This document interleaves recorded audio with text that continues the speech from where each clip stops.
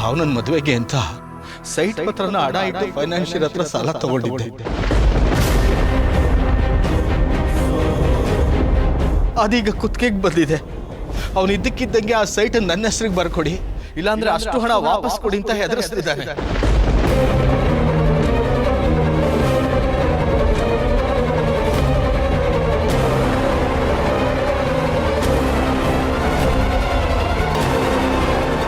ನಾಳೆನೆ ನಾವೆಲ್ಲ ಹೋಗಿ ಸೈನ್ ಹಾಕಿ ಸೈಟ್ನ ರಿಜಿಸ್ಟರ್ ಮಾಡ್ಕೊಡಿ ಅಂತ ಕೇಳ್ತಿದ್ದಾನೆ.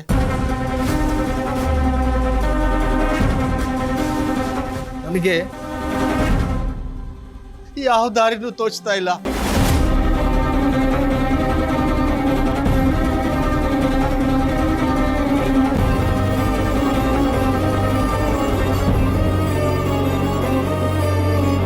ನೋಡಿ ಮಕ್ಕಳೇ, ನಿಮಗೆ ಅಂತ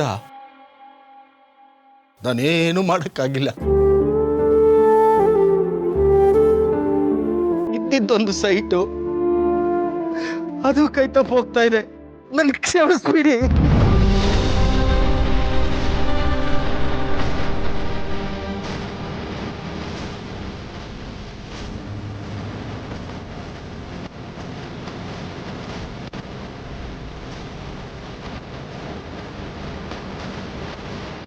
ಪ್ಲೀಸ್ ಅಪ್ಪ, ನೀನೇ ಹೇಗೆ ಕೂತ್ಬಿಟ್ರೆ ಹೇಗೆ ಹೇಳು?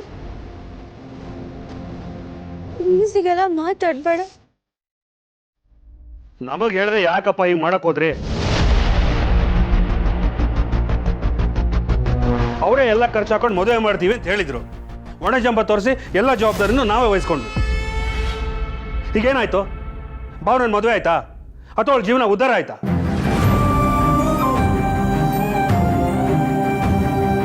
ನನ್ನ ಮಾತು ಯಾರು ಕೇಳಲ್ಲ.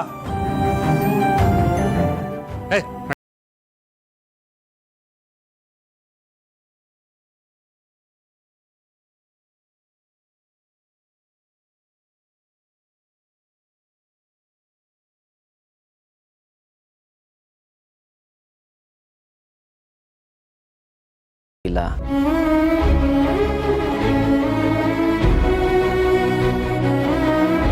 ತಲೆ ಮೇಲೆ ಇಷ್ಟೊಂದು ಸಾಲ ಇದೆ. ಈಗ ಈ ಸೈಟು ಹೋಗ್ತಿದೆ ಅಂದರೆ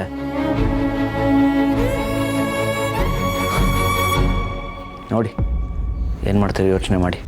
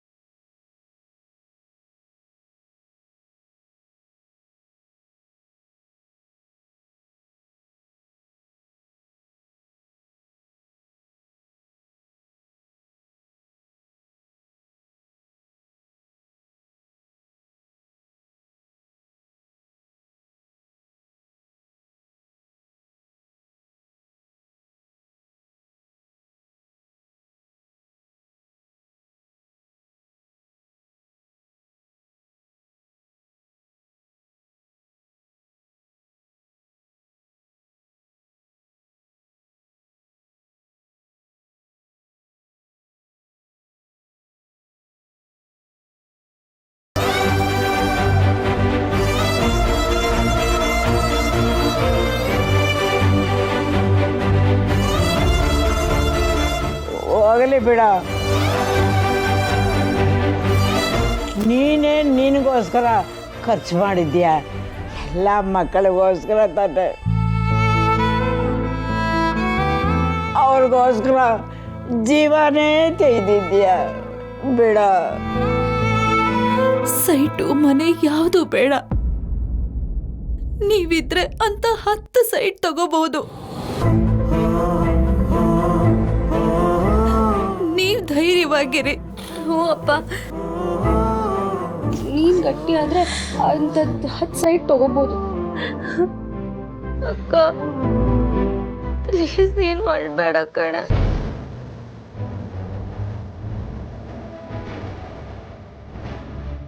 ಈಗೇನು, ನಾಳೆ ಹೋಗಿ ನಾವೆಲ್ಲ ಸೈನ್ ಮಾಡಿ ರಿಜಿಸ್ಟರ್ ಮಾಡ್ಕೊಡ್ಬೇಕು ಅಷ್ಟೇ ತಾನೆ? ಮಾಡ್ಬಿಡೋಣ ಬಿಡಿ.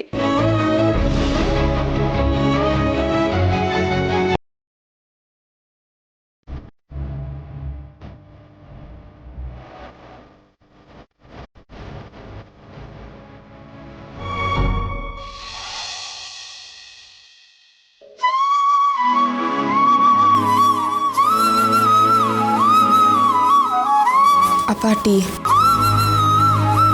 ಬೇಡಮ್ಮ.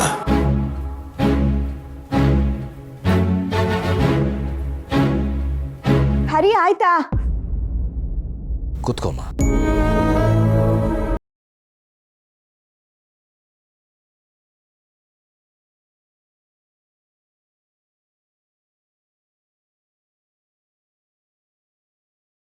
ಮಂಗ್ಳಂಗೂ ಬರಕ್ ಹೇಳಿದ್ದೀನಿ. ಅಷ್ಟರಲ್ಲಿ ನೀ ಸ್ವಲ್ಪ ತಿಂಡಿ ಮಾಡ್ಕೊಂಡ್ರೆ ಎಲ್ರೂ ಹೊರಟ್ಬಿಡೋಣ. ಏನು ತಿಂಡಿ ತಿನ್ನೋದೋ ಏನೋ, ಈಗಾಗಲೇ ಹೊಟ್ಟೆ ತುಂಬೋಗಿದೆ. ಏನೋ ಇಷ್ಟು ವರ್ಷ ಕಷ್ಟಪಟ್ಟು ನಮ್ಮ ಪಾಲಿನ ನಾವು ಕೊಡ್ತಾ ಇದ್ವಿ. ಏನೋ ಒಂದು ಸೈಟ್ ಆದರೂ ಇದೆಯಲ್ಲ ಅಂತ ಸಮಾಧಾನ ಆಯಿತು. ಈಗ ಅದನ್ನು ಕಳ್ಕೊತಿದ್ದೀವಿ. ಹ್ಞೂ ಬ್ರೋ, ನಾನು ಒಂದು ಸ್ಟಾರ್ಟಪ್ ಬಿಸ್ನೆಸ್ ಶುರು ಮಾಡಬೇಕು ಅಂತಿದ್ದೆ. ಏನು ಮಾಡೋದು?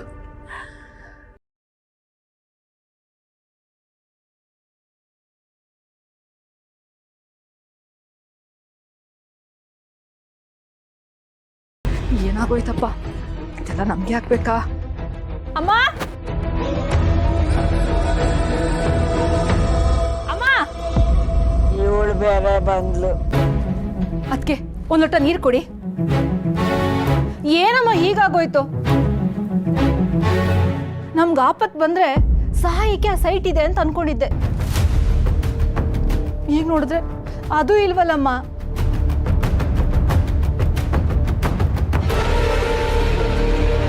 ಸಂತು, ನಾನು ಅಲ್ಲಿಗೆ ಬಂದು ಸೈನ್ ಮಾಡಲ್ಲ ಅಂತ ಹೇಳ್ತೀನಿ. ಏನೋ ಮಾಡ್ತಾನ ಅವನು. ಮೊದಲು ನೀರು ಕುಡಿ, ಆಮೇಲೆ ನೋಡೋಣ.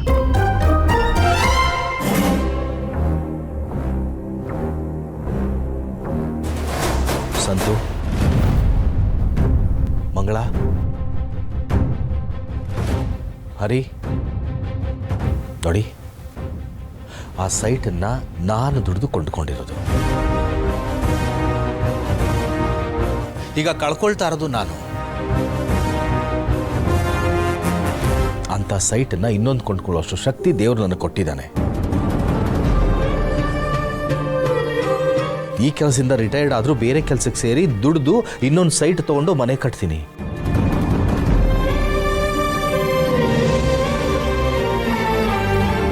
ನೀವ್ಯಾರು ಹಿಂಗೆ ಒಣಗಬೇಕಾಗಿಲ್ಲ.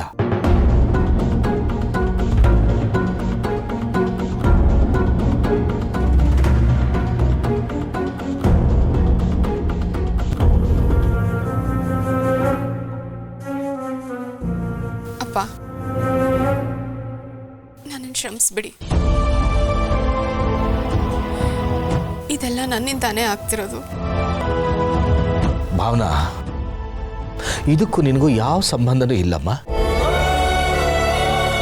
ನೀನು ಕ್ಷಮೆ ಕೇಳ್ತೀಯ?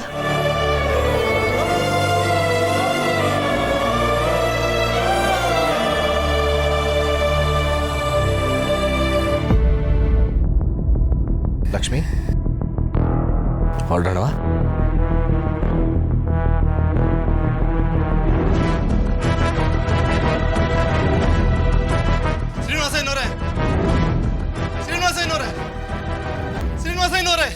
ವಿರೂಪಾಕ್ಷ ಅವರೇ, ನಾವೆಲ್ಲ ರೆಡಿಯಾಗಿ ಆಫೀಸ್ ಕಡೆನೇ ಬರ್ತಾ ಇದ್ದೋ.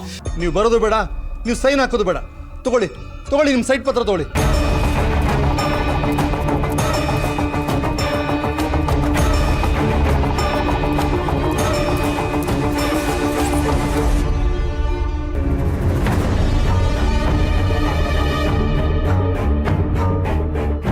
ಅಲ್ಲ ವಿರೂಪಾಕ್ಷ ಅವರೇ, ನಿನ್ನೆ ನೀವು ಸರ್, ನಿನ್ನೆ ಮೊನ್ನೆ ನಾಳೆ ಎಲ್ಲ ಬಿಟ್ಬಿಡಿ ಸರ್.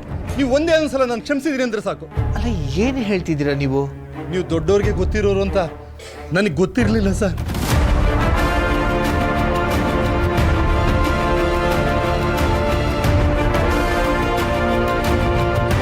ಮೊದಲೇ ಹೇಳಿದ್ರೆ ತೊಂದರೆನೇ ಕೊಡ್ತಾ ಇರಲಿಲ್ಲ.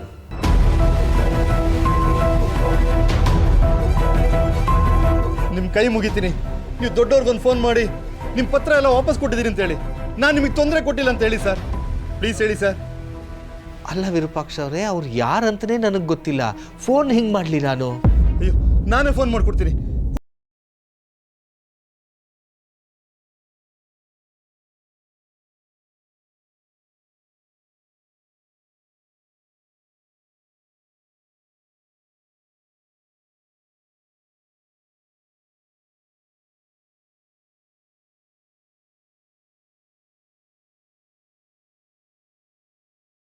ಅವ್ರಿಗೆ ಹೇಳಿ ಸರ್, ಇದರಲ್ಲಿ ನಂಬರ್ ಇದೆ ಸರ್. ನೀವೇ ನನ್ನ ಬಗ್ಗೆ ಒಂದು ಒಳ್ಳೆ ಮಾತು ಹೇಳ್ಬಿಡಿ ಸರ್, ಅಷ್ಟೇ ಸಾಕು. ನಾನು ಬರ್ತೀನಿ ಸರ್. ಅಲ್ಲ ನಾನು ಬರ್ತೀನಮ್ಮ, ನಾನು ಬರ್ತೀನಿ. ಅಲ್ಲ ಇಲ್ಲಿ ನೋಡಿ, ನಾನು ಬರ್ತೀನಿ.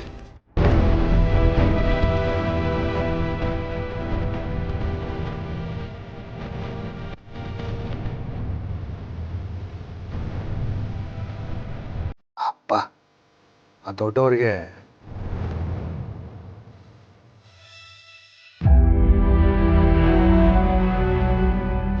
ಸೀನಾ, ಎಲ್ಲ ಒಳ್ಳೇದೇ ಆಗ್ತಾ ಇದೆ. ನೀನು ಆ ಹುಡುಗನ ಬಗ್ಗೆ ಒಂದ್ಸಲ ತಿಳ್ಕೊಂಡು ಬರಪ್ಪ.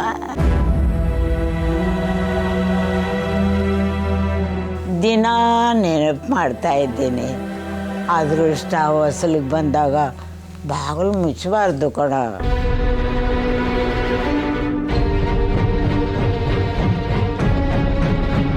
ಇದರ ಬಗ್ಗೆ ಮಕ್ಕಳಂತೂ ಯೋಚನೆ ಮಾಡಲ್ಲ. ನೀನಾದರೂ ಮನಸ್ಸು ಮಾಡಪ್ಪ.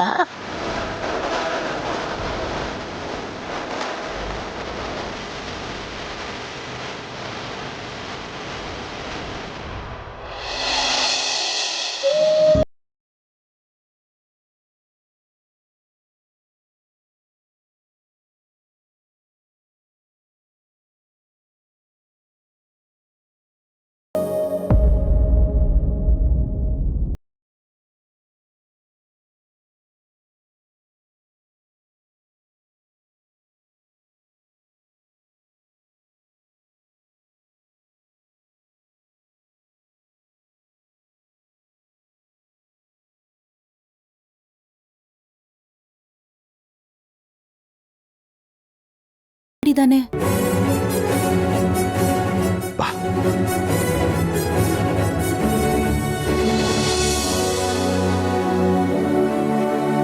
ಸರ್, ಇವ್ರನ್ನ ನೋಡ್ಬೇಕಿತ್ತು. ಸರ್ ನೀವು ಶ್ರೀನಿವಾಸನಿಂದ? ಹಾ ಸರ್ ಒಳಗಡೆ ಕೂತ್ಕೊಳ್ಳಿ, ಬಾಸ್ ಹತ್ರ ಕರ್ಕೊಂಡು ಹೋಗ್ತಾರೆ.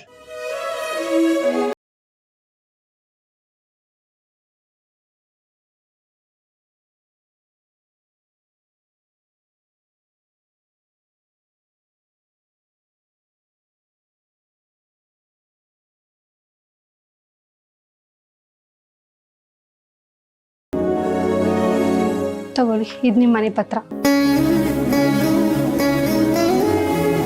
ಮಕ್ಕಳಿಗೆ ಭಾರವಾಗಿ ಬೀದಿಗೆ ಬಿದ್ದಿದ್ವಿ. ಪುಣ್ಯಾತ್ಮ ಕರೆದ್ಬಿಟ್ಟು ಒಂದು ನೆಲೆ ಮಾಡಿಕೊಟ್ಟಿದ್ದಾನೆ. ಆ ದೇವ್ರು ಚೆನ್ನಾಗಿಟ್ಟಿರ್ಲಿ. ಬಾ. ಆ ದೊಡ್ಡ ಮನಸ್ಸ ಕಷ್ಟ ಅಂತ ಬಂದವ್ರು ಕೈ ಬಿಡಲ್ಲ. ಎಂತ ಪುಣ್ಯಾತ್ಮ.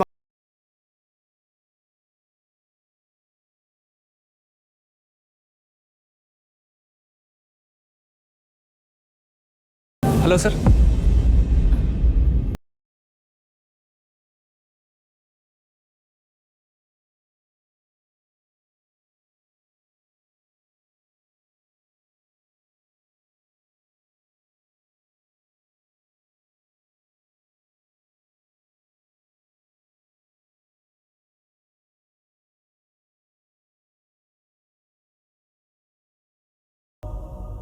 ಸರ್, ಕಾಫಿ, ಟೀ, ಜ್ಯೂಸ್ ಏನಾದರೂ? ಇಲ್ಲ ಇಲ್ಲ, ಬೇಡ. ಸ್ವಲ್ಪ ಹೊತ್ತು ಬಾಸ್ ಬರ್ತಾರೆ, ಕೂತಿರಿ.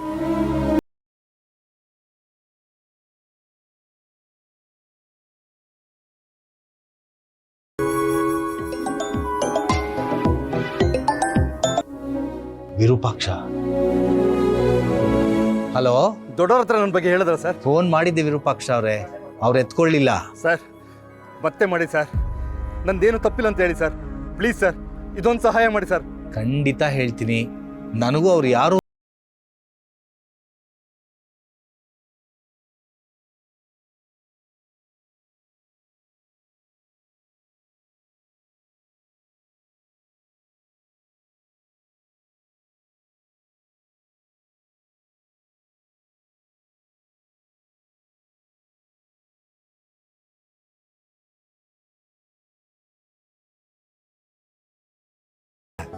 ನಿಮ್ಮ ಪ್ರಾಬ್ಲಮ್ ಸಾಲ್ವ್ ಆಯ್ತಲ್ಲ, ನೀವು ಆರಾಮಾಗಿರಿ. ಸರ್. ನೀವು ಯಾರು ಅಂತ ಒಂದ್ಸಲ ನೋಡ್ಬೋದಾ? ನೋಡಿ ಏನು ಮಾಡೋದಿದೆ, ನಿಮಗೆ ಸಹಾಯ ಮಾಡೋಕ್ಕಾಯ್ತಲ್ಲ ಅನ್ನೋ ಖುಷಿ ನನಗೆ. ಆ ಸಹಾಯ ನಾನೇ ಮಾಡಿದೆ ಅಂತ ತೋರಿಸ್ಕೊಳ್ಳೋ ಮನಸ್ಸು ನನಗಿಲ್ಲ.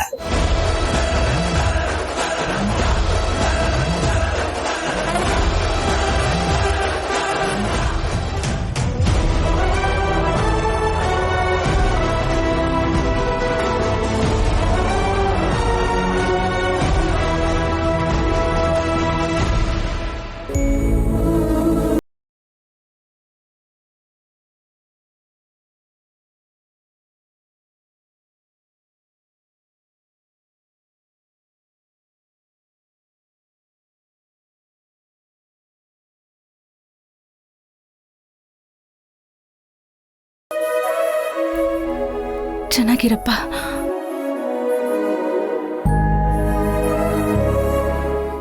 ಸರ್, ಪೊಲೀಸ್ ಸ್ಟೇಷನ್ನಲ್ಲಿ ದೊಡ್ಡವರು ಅಂತ ಇದ್ದಿದ್ದು ನಿಮ್ಮನ್ನೇನಾ? ಅದೆಲ್ಲ ಇರಲಿ ಬಿಡಿ. ಈ ವಿಷಯ ಯಾವುದು ನಿಮಗೆ ಗೊತ್ತಾಗಬಾರ್ದು ಅಂತ ನಾನು ತುಂಬ ಪ್ರಯತ್ನ ಪಟ್ಟೆ. ಆದರೆ ಸಮಯ ನಿಮ್ಮಿಬ್ಬರನ್ನು ಇಲ್ಲಿವರೆಗೂ ಕರ್ಕೊಂಡ್ಬಂದಿದೆ ಅಂದರೆ ಗೊತ್ತಾಗಲೇಬೇಕಿತ್ತು ಅಂತ ಅನ್ಸುತ್ತೆ. That's fine. ಬನ್ನಿ, ಒಳಗಡೆ ಕೂತ್ಕೊಂಡು ಮಾತಾಡೋಣ. Please come.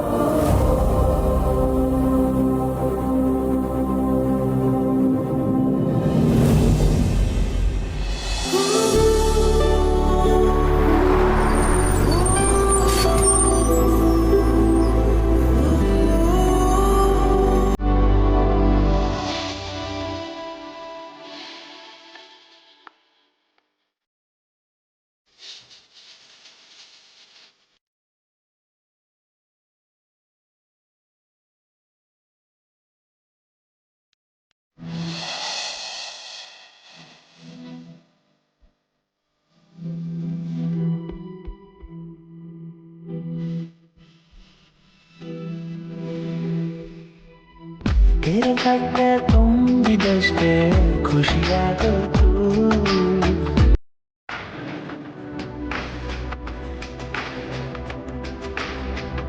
ಬರ್ತಾರೆ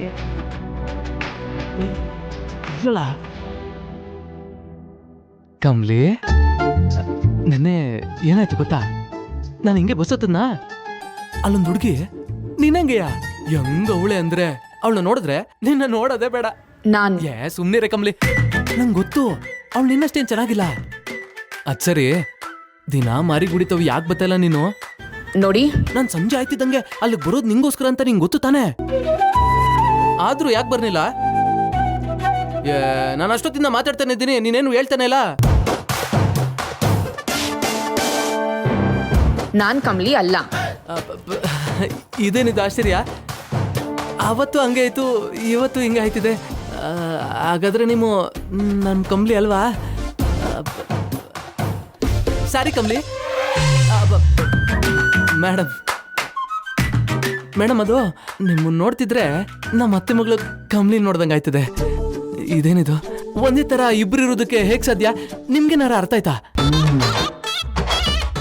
ಮೇಡಮ್, ಇವ್ರಿಗೇನೋ ಗೊತ್ತಿಲ್ವಂತೆ, ಏನ್ ಬೇಕು ಅಂತ ಕೇಳಿ ಪ್ಲೀಸ್.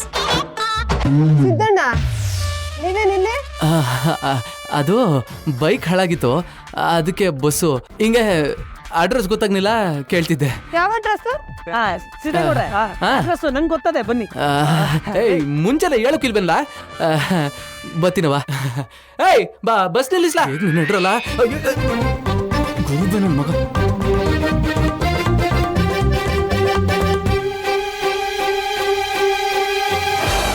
ಎಲ್ಲಿರ್ಲಲ್ಲ? ಈಗ ತಾನೆ ಹೇಳಿದ್ಲು. ಸಂತೆಲಿ ಸಿದ್ದೇಗೌಡ್ರು ಮಾನ ಮರ್ಯಾದೆ ಕಳಿತಾವಳೆ ಕಂಡ್ರಲ್ಲ.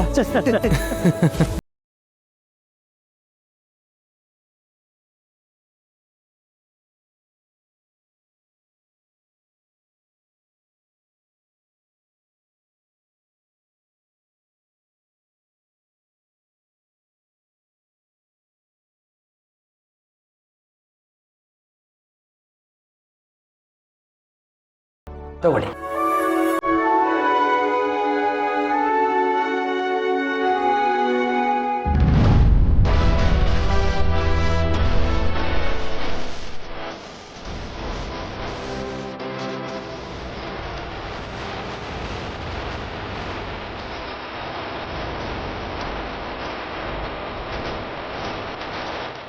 Excuse me sir.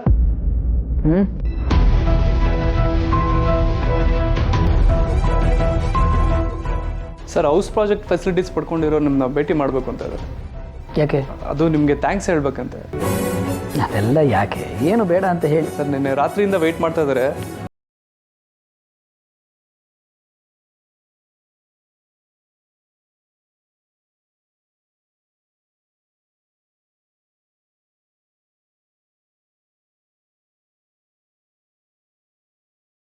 ಅವ್ರು ಬಂದರು.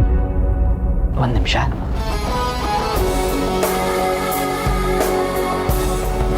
ನಮಸ್ಕಾರ. ಅರೆ ಅರೆ ನೋಡಿ, ನೀವು ಹೀಗೆ ಮಾಡಿದ್ರೆ ನನಗೆ ತುಂಬ ಬೇಜಾರಾಗುತ್ತೆ. ನಾನು ನಿಮಗೆ ಏನು ಸಹಾಯನೂ ಮಾಡಿಲ್ಲ. ಭಗವಂತ ನನಗೇನು ಕೊಟ್ಟಿದ್ದಾನೆ ಅದರಲ್ಲಿ ಸ್ವಲ್ಪ ನಿಮಗೆ ಕೊಟ್ಟಿದ್ದೀನಿ ಅಷ್ಟೇ. ಇದನ್ನೆಲ್ಲ ಅವನೇ ಮಾಡಿಸಿರೋದಲ್ವಾ? ಹಾಗಿದ್ಮೇಲೆ ಕೃತಜ್ಞತೆ.